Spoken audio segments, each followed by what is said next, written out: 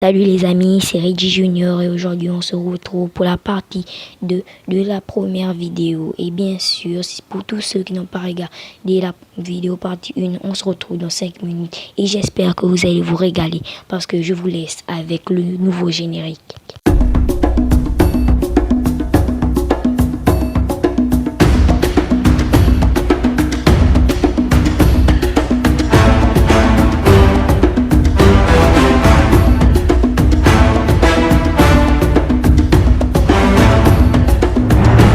Le numéro 3 de ce classement est l'un des plus puissants du monde.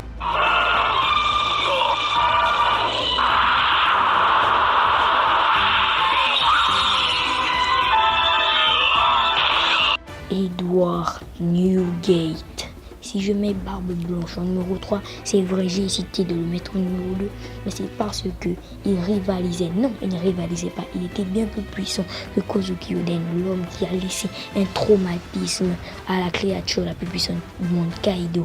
Et de plus, il rivalisait la puissance avec le roi des pirates. Alors imaginez un Barbe Blanche à son prime. Il détruit tout le monde. En numéro 2, je n'ai mis d'autre que le monstre. Marshall D. Teach, celui qui est l'empereur des ombres. Pour moi, c'est vraiment lui l'empereur des ombres, le plus grand stratège de One Piece. Tout ce qu'il fait a un sens. Il ne fait jamais quelque chose sans avoir une stratégie. Et ça, on le sait maintenant. L'homme savait qu'il ne pouvait pas rivaliser sa puissance. Le simple fait d'avoir déclenché son Haki des rois a plaqué tout le monde au sol. Même le capitaine pirate était à genoux devant une telle puissance. Aujourd'hui, tout le monde sait que personne ne peut douter de la puissance de Marshall D. Teach. Un vrai monstre de puissance et le seul homme à avoir mangé 2 fruits du démon.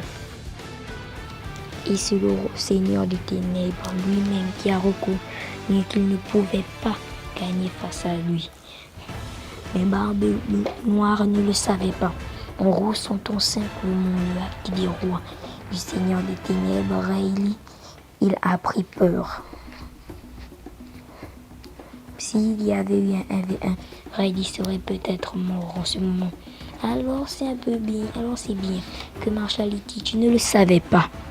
Et c'est sur Marineford qu'on a découvert que c'était un fin stratège et qu'il ne fait rien sans le prévoir. Devenir un Shichibukai était son plan pour pouvoir s'infiltrer dans la prison d'Impel Down pour recruter des hommes de main. Mais c'est sa personnalité vantard qui a fait que Sengoku lui fasse très mal. Maintenant, vous connaissez bien sûr le numéro 1. Et maintenant, je vous laisse regarder.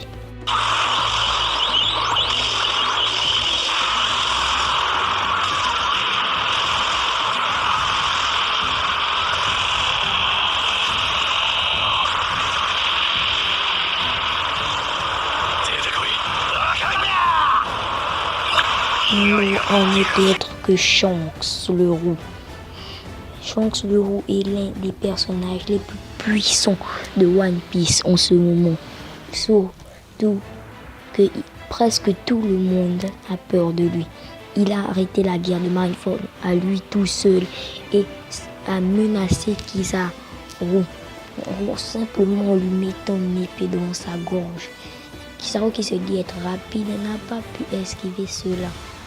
Et sans faire d'effort en plus. Et il a explosé Kid en utilisant un bras. Non, si ça c'est pas de la puissance, moi je sais pas comment. Et il nous a prouvé que son Haki d'observation était vraiment incroyable. Non, ça c'est vraiment que je ne trouve même pas les mots pour parler de sa puissance. Il a explosé Kid simplement en utilisant un bras. Et c'est à ce moment-là que j'ai vraiment compris que Shanks était un monstre de puissance.